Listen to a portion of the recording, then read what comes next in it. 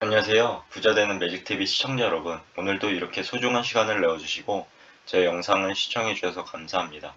오늘은 2021년 10월 20일 새벽 시간입니다. 오늘 나눌 주제는 부동산 관련 선순위 제한 권리와 대항력의 효력을 소개하려고 합니다. 총 두 가지에 대해서 말씀드릴 예정인데요. 첫 번째는 부동산 관련 선순위 제한 권리와 대항력의 효력에 대해서 정리해 보겠습니다. 두 번째는 부동산 공부시 케이스 노트 사이트를 통해서 왜 판례와 익숙해야 되는지에 대해서 알아보겠습니다.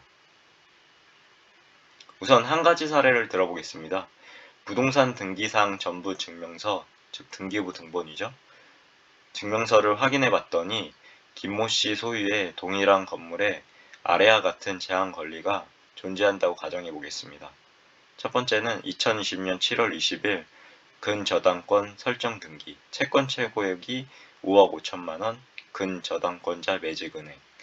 그리고 두 번째로 2021년 7월 20일 1년 후죠. 전입신고 임차인 최모 씨, 임대기간은 2021년 7월 20일부터 2023년 7월 20일, 보증금은 3억 원, 월세는 50만 원이라는 상황을 가정해 보겠습니다.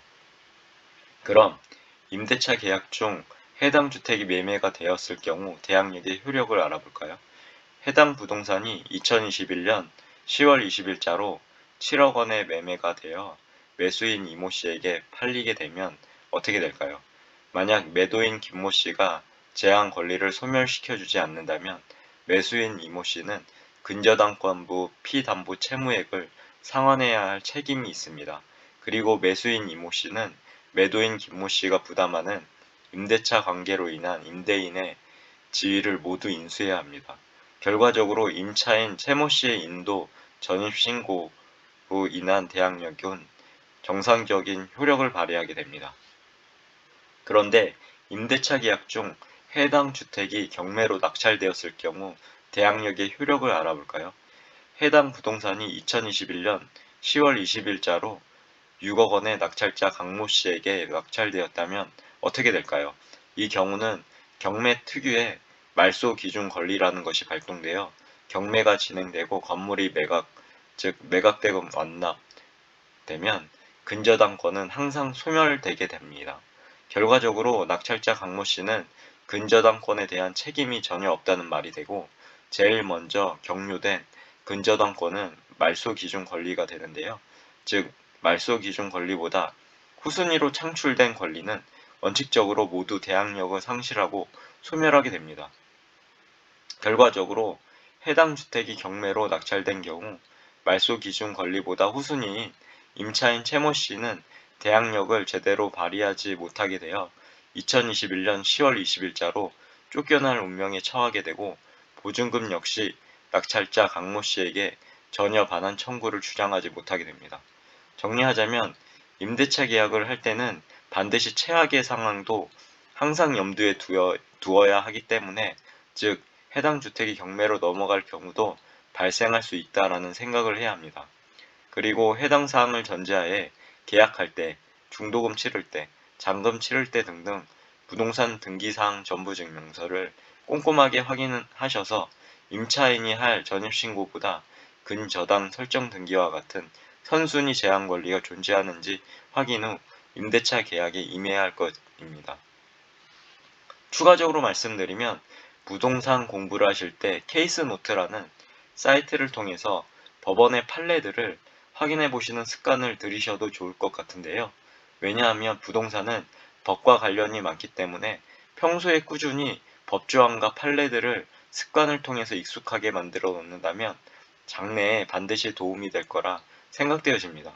그럼 케이스노트 사이트에 방문해서 그 외에 대항 요건으로서의 전입신고 주민등록 관련 판례를 확인해 볼까요? 아래 판례는 대판 94-27427인데요. 주요 내용을 확인해 보자면 판시사항과 판결 요지를 확인해 보시면 되는데요.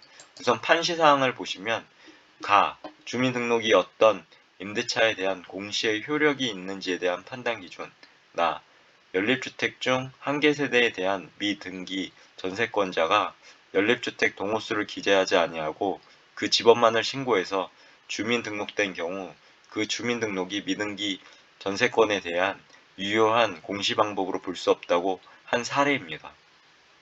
즉, 여기서 배울 수 있는 점은 공동주택의 경우 주의를 요하게 되는데요.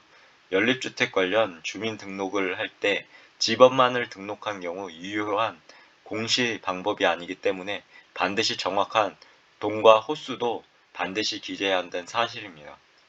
여기 보시면 케이스 노트에 해당 판시사항과 판결 요지를 볼 수 있습니다. 참조 조문, 주택임대차 모법 제3조 제1항, 참조 판례 등도 한번 확인해 보시면 좋을 것 같고요.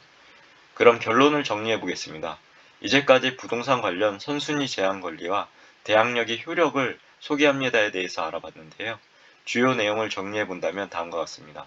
하나, 임대차 계약 중 해당 주택이 매매가 되었을 경우 만약 매도인이 김모 씨가 제한 권리를 소멸시켜주지 않는다면 매수인 이모 씨는 근저당권부 피담보 채무액을 상환해야 할 책임이 있습니다. 그리고 매수인 이모 씨는 매도인 김모 씨가 부담하는 임대차 관계로 인한 임대인의 지위를 모두 인수해야 합니다. 즉, 후순위 임차인의 최모 씨의 인도 전입신고로 인한 대항력은 효력을 발휘하게 됩니다.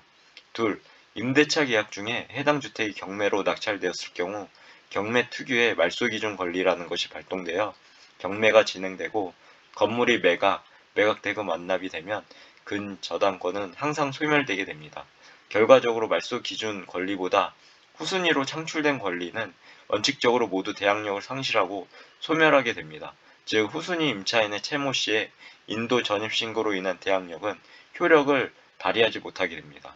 셋, 부동산 공부를 하실 때 케이스노트라는 사이트를 통해서 법원의 판례들을 확인해 보시는 습관을 들이셔도 좋을 것 같은데요. 왜냐하면 부동산은 법과 관련이 많기 때문에 평소에 꾸준히 법조항과 판례들을 습관을 통해서 익숙하게 만들어 놓는다면 장래에 반드시 도움이 될 거라고 생각되어지고 판단되어집니다. 오늘도 마지막까지 제 글과 영상을 끝까지 읽어주시고 시청해주셔서 진심으로 감사드리고 제 글과 영상이 조금이라도 여러분 각자의 삶을 살아가시는데 도움이 되셨길 기원합니다. 앞으로도 더욱 좋은 블로그를 남기는 제가 되도록 열심히 노력하겠습니다. 그리고 제 글을 읽으시면 말이 됩니다. 항상 말에는 반드시 삶을 움직이는 힘이 있습니다. 제가 열심히 정성스럽게 정리한 저만의 지식과 1일 1블로그 하는 제 블로그에 담긴 글들을 통해서 여러분들의 삶과 운명을 반드시 조각하시고 움직이시길 기원합니다. 이상입니다. 감사합니다. 좋은 하루 되세요.